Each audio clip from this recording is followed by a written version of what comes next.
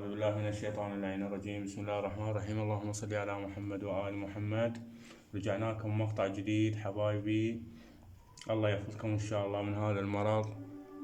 رجعنا بهاي القياسات إلى أخونا علي أبو حسين من شبايش. هذا القفص الارتفاع مالته 53،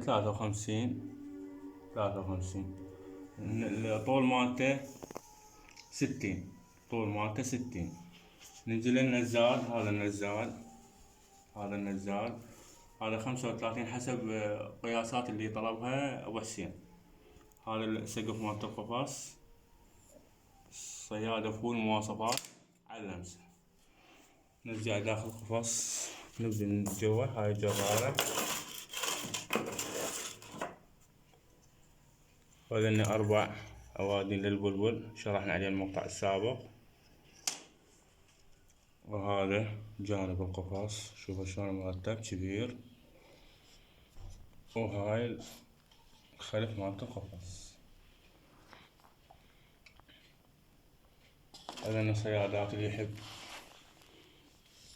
يريد صيادة بالصيادة حاضرين هنا. وهاي الثانية.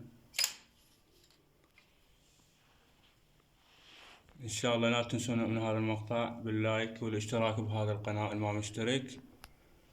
والسلام عليكم ورحمة الله وبركاته.